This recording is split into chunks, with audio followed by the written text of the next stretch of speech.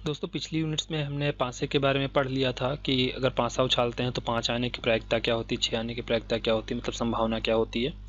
और सिक्के को अगर उछालते हैं तो उसके मतलब हेड आने की प्रायिकता क्या होती है, टेल आने की प्रायिकता क्या होती है, शीर्ष या पूंछ आने की प्रायिकता क्या होती है, या फिर चित या पट आने की प्रायिकता क्या होती है, कि संभावना क्या होती है, वो सब हमने पढ़ लिया था पिछली यूनिट्स में। तो अगर उनका आपने वीडियो नहीं देखा है तो आप यूट्यूब चैनल पे हमारे सर्च कर लीजिए और वहाँ से देख लीजिए। अगर आप बीटीसी का कोई भी सेमेस्टर है आपका तो हमारे चैनल पे जाइए और वीडियो सर्च करिए, वहाँ पे आपको मैथ से रिलेटेड और अदर सब्जेक्ट से रिलेटेड वीडियो मिल जाएंगे आसानी से। तो ये जो यूनिट है 8 और ये बीटीसी 4th सेमेस्टर का है और इसमें हम पढ़ेंगे दो पासों को एक साथ फेंकने का प्रयोग। ठीक है, इसके बारे में थोड़ा सा पढ़ लेते हैं। दो पासों को एक साथ फेंकने का प्रयोग जो है उसमें देखते हैं। आपने जब एक समांगी पासा फेंका था, समांगी का मतलब एक ही जैसा, मतलब एक पे अगर 6 तक अंक अंकित हैं तो दूसरे पे भी 6 तक ही होंगे।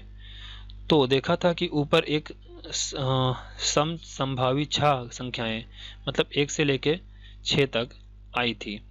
अब दो पासे एक साथ लेकर फेंकिए। अब आप देख सकते हैं कि प्रथम पासे पर किसी भी संख्या के ऊपर आने के संगत दूसरे पासे पर 1 से 6 में से कोई भी संख्या ऊपर आ सकती है। तो इसको इस तरह हम व्यक्त कर सकते हैं। ठीक है,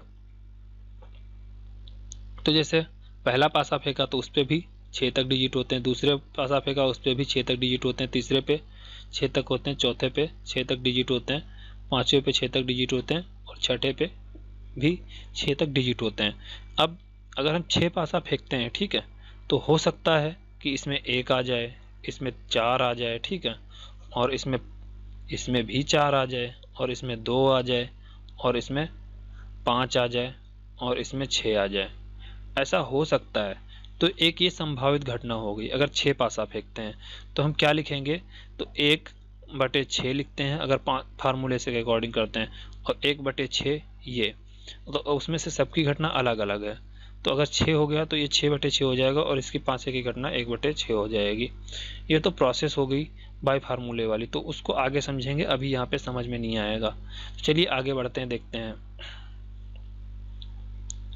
तो इस प्रकार हम देखते हैं कि अगर दो पासों को एक साथ लेकर फेंकने पर कुल समसंभावी 36 परिणाम प्राप्त हो सकते हैं।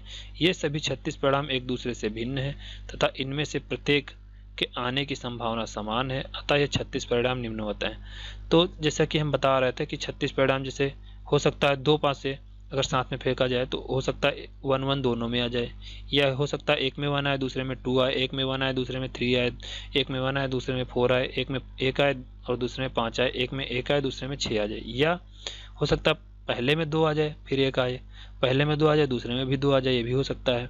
या ये हो सकता है पहले में 2 आए दूसरे में 3 आए, पहले में 2 आए दूसरे में 4 आए, पहले में 2 आए दूसरे में 5 आए, पहले में 2 आए दूसरे में 6 आए, ये भी तो हो सकता है। इसी तरह पहले में 3 आ सकता है दूसरे में 1 आ सकता है, पहले में 3 आ सकता है दूसरे में 2 आ सकता है, पहले में भी 3 आ सकता है दूसरे में भी 3 आ सकता है।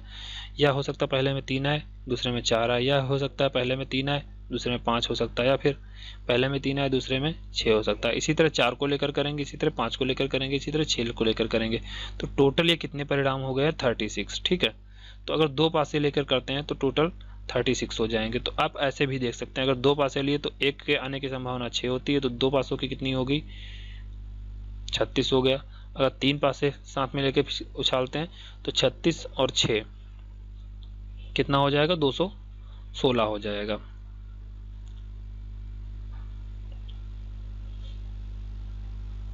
ठीक इसी तरह कितने भी पासे लेकर हम एक साथ निकाल सकते हैं।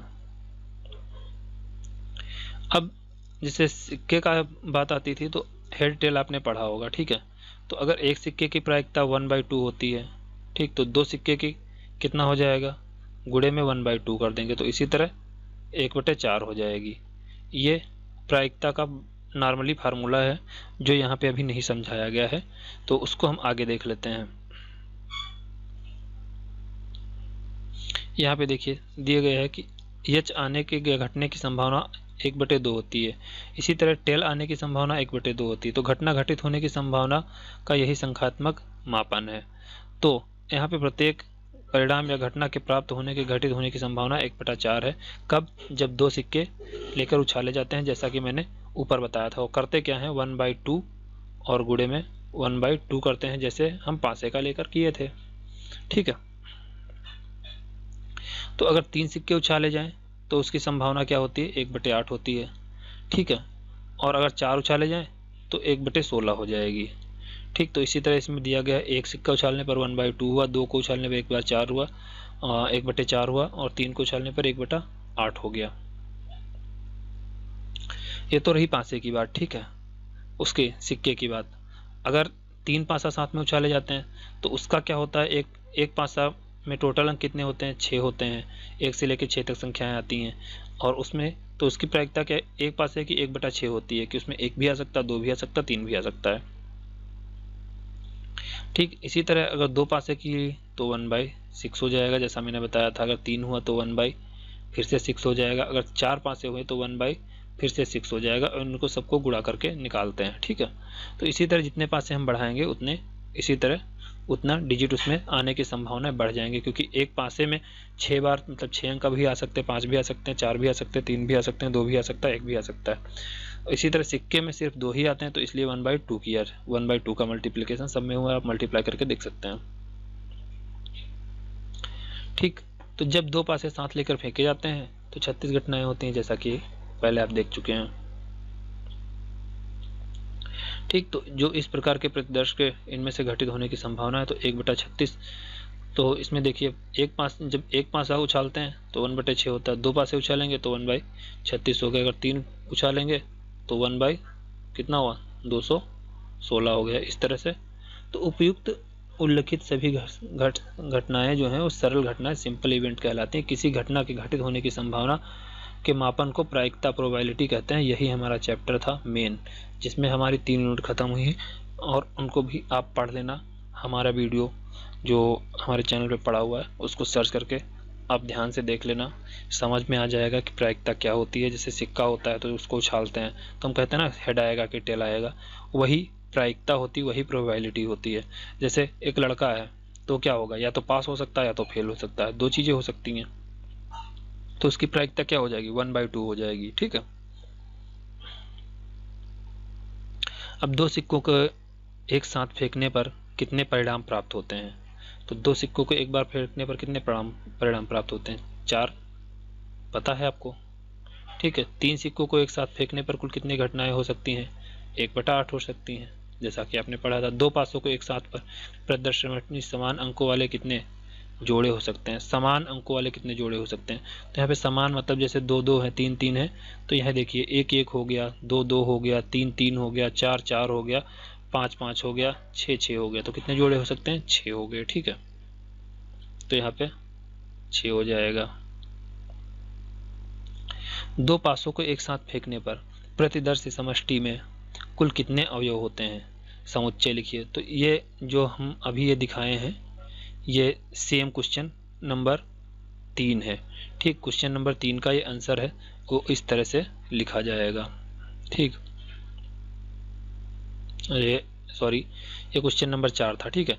4 का आंसर ये है, और ये पूरा समुच्चय हो गया। बस यहाँ पे इस तरह से ब्रैकेट लगा के लिखना है सबको। ठीक है, एक एक करके। अब 2 पासे एक साथ फेंके जाते हैं और पासों के ऊपर आने वाले अंकों का योगफल लिया जाता है। तो निम्नलिखित घटनाओं के समुच्चय के रूप में लिखिए। प्राप्त योग सम संख्या हो। पहला। दूसरा, प्राप्त योग 3 का अपवर्त्य हो। चौथा, प्राप्त योग 4 से न्यून हो। और पांचवा, प्राप्त योग 10 से अधिक हो। तो हम पहला देखते हैं। पहला, प्राप्त योग सम संख्या हो। तो योग प्राप्त सम संख्या हो, तो यहाँ पे देखते हैं 1 1 2 हुआ, एक ये हो गया, और ये तो होगा नहीं, एक ये हो गया, 1 3 4 हो गया, एक ये 6 हो गया। ठीक। एक क्या हुआ, ये हो गया, तो 1 2 3 हुआ। ठीक है। इसी तरह 3 उसमें निकलेंगे, 2 दूसरा ये था, तीसरा पहला ये था। अब इसमें देखेंगे तो 2 2 4 हुआ, एक ये निकला, तो एक, और एक ये निकला, और एक ये निकला, तो इसमें भी 3 हुए। तो इसमें पहले लाइन में 3 हुए, दूसरी लाइन में 3 हुए, इसमें भी 3 होंगे, इसमें भी 3 होंगे, इसमें भी 3 होंगे, इसमें भी 3 होंगे, तो टोटल कितने हो जाएंगे यहाँ पे? तो देखिए, तो यहाँ पे टोटल कितने हो जाएंगे? प्राप्त योग सम संख्या हो तो टोटल कितने हो जाएंगे वो यहाँ पे समुच्चय के रूप में लिखना है। तो टोटल जैसे 1, 1 था, एक ये हुआ, दूसरा क्या था? दूसरा था 3, 1 था, या 1, 3 था। इसी तरह से सबको जो इनका 2 अंकों का योग सम होना चाहिए, टोटल लिख लेना चाहिए, और टोटल कितने आएंगे? 18 एलिमेंट आ जाएंगे। ठीक है। अब प्राप्त योग 3 का अपवर्त हो तो 3 का अपवर्त क्या होगा? 2 और 1, या 1 और 2, ठीक है, या 1 और 2 हो जाएगा। दूसरा क्या होगा? दूसरा 3 हो सकता है, ठीक है, मतलब 6, या 2 4 हो सकता है, 2 4 या 4 2 हो सकता है, ठीक है। इसी तरह फिर क्या हो सकता है? 3 और 6 हो सकता है, या 6 3 हो सकता है। ये इस तरह 3 का योग होगा। प्राप्त योग 4 से न्यून हो तो 4 से न्यून क्या होगा? 3 1 तो 4 ही होता है, तो एक तो 1 1 हो जाएगा, और एक 2 1 और 1 2 हो जाएगा, ठीक है, ये हो गया। प्राप्त योग 10 से अधिक हो तो 10 से अधिक क्या होता है? 6 4 10 होता है, तो मतलब 5 और 6 हो जाएगा, और 6 और 5 हो जाएगा। ये 2 अंक जो हैं वो मतलब 2 समुच्चय क्या हो जाएंगे? 10 से अधिक हो जाएगा। चलते हैं नेक्स्ट यूनिट पे देखते हैं, मतलब नेक्स्ट क्वेश्चन पे देखते हैं। तो 2 पासों को एक साथ फेंकने पर दोनों में सम अंकों के ऊपर आने की घटना का समुच्चय। तो आप जो अभी सीरीज ऊपर लिखी हुई थी, जो हमको बोल रहे थे कि अपनी नोटबुक पे नोट कर लेना, उसी से आप इसको देख लेना, उसमें जहाँ जहाँ पे सम अंक आए हुए हैं, और उसी को विषम अंकों पे देख लेना, तो ये भी क्वेश्चन हो जाएगा। 2 पासों को एक साथ पर फेंकने पर अंकों का योग विषम संख्या आने का समुच्चय लिखिए। विषम का मतलब जैसे 1 + 2 और 3 हो गया, तो ये भी वहीं से हो जाएगा। 2 पासों को फेंकने पर अंकों का योग अभाज्य संख्या होने का समुच्चय लिखिए। अभाज्य संख्या मतलब जैसे मान लीजिए हो गया 5 2 7 हो गया, तो 1 2 और 5 का बन जाएगा, तो ऐसी अभाज्य संख्याएं हो जाएंगी। एक लॉटरी में 100 इनाम है, उसके 10,000 टिकट बिके हुए हैं। इस लॉटरी का एक टिकट खरीदने वाले व्यक्ति को इनाम जीतने की संभावना बताइए। तो कितने हो जाएंगे? 100 इनाम है और इसके इतने टिकट बिके हुए हैं, तो इसका अगर संभावना निकालें तो 100 बटा कितना हो जाएगा? 1 2 3 4 और 5 जीरो हैं, ठीक, तो ये 2 जीरो, ये 2 जीरो कट जाएंगे, और इसकी संभावना क्या हो जाएगी? 1 बटा 1000, तो ये इसकी संभावना हो जाएगी, ठीक है। और ये यूनिट यहीं पे ख़त्म होती है। मैं आपको बता दूं कि अगर आपने मेरे चैनल को सब्सक्राइब नहीं किया तो प्लीज़ सब्सक्राइब कर लीजिए और बेल नोटिफिकेशन दबा लीजिए, जिससे आपको लेटेस्ट जानकारी मिलती रहे। और ये बहुत अच्छा चैप्टर है, इससे कुछ ना कुछ तो ज़रूर आपके एग्जाम में आएगा, तो इसको आप ध्यान से पढ़ लीजिए। जो भी यूनिट पिछली छूटी हुई है आपकी, हमारे चैनल पर आपको मिल जाएगा, और आप वहाँ से कवर कर सकते हैं। आपको ये अच्छी तरह से पता होगा कि जैसे ही लॉकडाउन ख़त्म होता है वैसे आपका एग्ज़ाम स्टार्ट होने वाला है, ठीक है। तो मिलते हैं नेक्स्ट वीडियो में।